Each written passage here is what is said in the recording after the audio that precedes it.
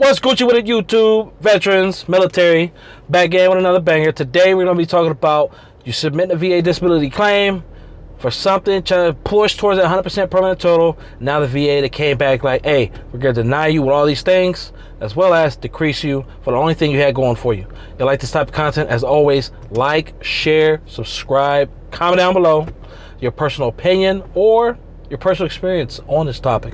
And always remember, like the video, costs you nothing.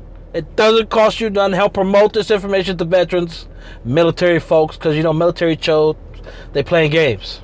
They're playing games. So military folks, they playing games. I don't know what they be doing on duty at work, but hey, let's get into it. You know what I'm talking about? So, first of all, I was doing my trolling. I was trolling around, and I saw this Reddit page, and this veteran. He was 50% for mental health. He submitted for 7 to 8 different things. I'm not sure if he attended CMP exams or not. He was kind of rude in the comment section, but hey, you know, some of us are. And he was denied for everything, as well as the VA was proposing to reduce him from a 50% VA disability rating for mental health down to 0. Now, let's jump into why. What are some of the reasons why? Now, for the mental health, obviously, if the veteran hasn't been seeking sufficient medical treatment, and if he hasn't been seeking sufficient medical treatment, what is that? Therapy, but a therapist on some type of routine basis since he's been service-connected for mental health, obviously that's going to be an issue. And what's another thing that plays into our mental health disability rating? It's going to be the symptoms, symptomology, impacts to personal and occupational life. So if he's not reporting that to his therapist, if he's not even going into his therapist at all, how do you expect to maintain that 50%? You know, regardless of what you're trying to claim on this new claim, you still got to maintain whatever you've been service connected for. Make sure that medical evidence is up to date. You don't want to go into the VA disability claims process having to think about and worry about everything that you're already service connected for, especially if your medical evidence is it ain't there. You know, it's not there.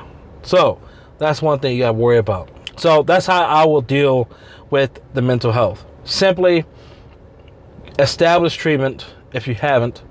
Definitely clarify it on a personal statement, because unless your medical evidence is tight, like you've been, you know, routine every week, 2 weeks, maybe it was a lapse in the VA obtaining that medical evidence, who knows? But if that's the only thing you're service connected for, not sure how he's, you know, how that veteran is living, if they're working or not, whatever the case may be. But going from 50 down to 0% is a big hit.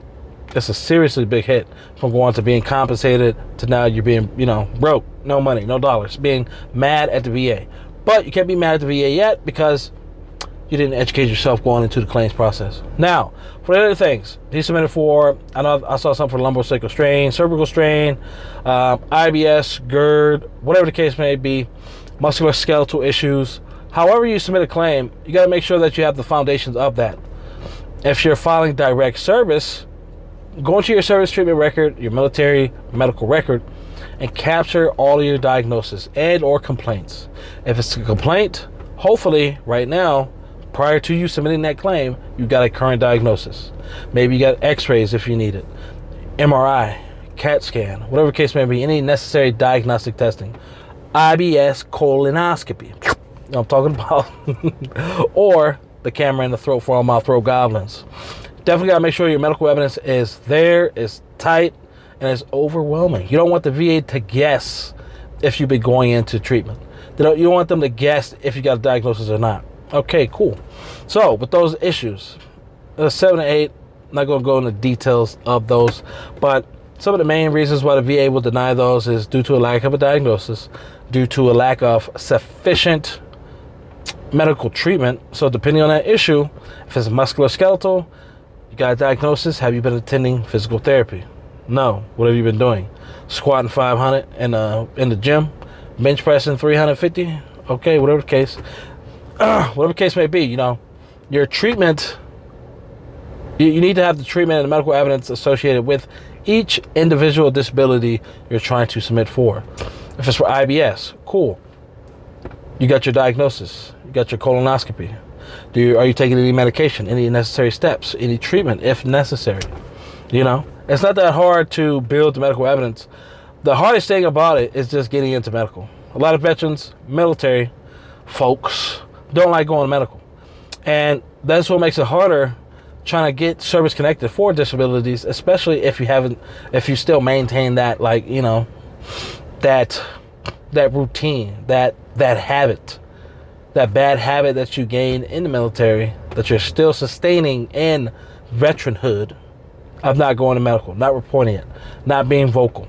You know, if you're blowing it out, if you're blowing up the toilets 24/7, maybe you got some blood in the water, report that.